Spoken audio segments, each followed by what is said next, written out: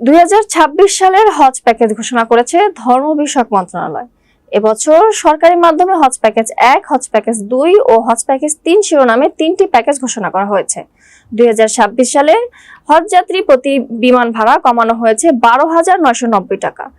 সরকারি মাধ্যমে হজ প্যাকেজ 1 এর খরচ 6,90,597 টাকা, হজ প্যাকেজ 2 এর খরচ 5,58,881 টাকা এবং হজ প্যাকেজ 3 এর খরচ 4,67,167 টাকা নির্ধারণ করা হয়েছে।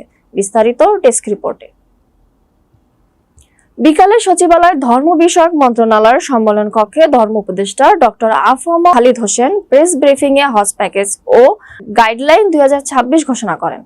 সরকারি মাধ্যমে হজ প্যাকেজ 1 এর হজ যাত্রীরা মক্কায় হারাম শরীফের বহিরাঙ্গন থেকে সর্বোচ্চ 700 মিটারের মধ্যে এবং মদিনায় মারকাজিয়া বা সেন্ট্রাল এরিয়ায় আবাসন সুবিধা পাবেন।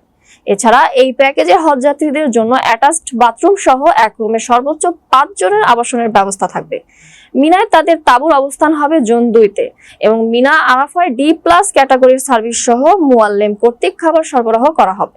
অন্যদিকে হজ প্যাকেজ 2 এর হজ যাত্রীরা মক্কায় হারাম শরীফের বহিরাঙ্গন থেকে 1.2 কিলোমিটার হতে 1.8 কিলোমিটারের মধ্যে এবং মদিনায় মারকাজিয়া বা সেন্ট্রাল এরিয়ায় আবাসন সুবিধা পাবেন। এই প্যাকেজের হজ যাত্রীদের জন্য অ্যাটাচড বাথরুম সহ এক রুমে সর্বোচ্চ 6 জনের আবাসনের ব্যবস্থা থাকবে। এছাড়া এই প্যাকেজের হজ যাত্রীরা মিনায় জোন 2-এ তাঁবুতে অবস্থান করবেন এবং মিনা আরাফায় ডি ক্যাটাগরির সার্ভিস সহ মুআল্লিম কর্তৃক খাবার সরবরাহ করা হবে।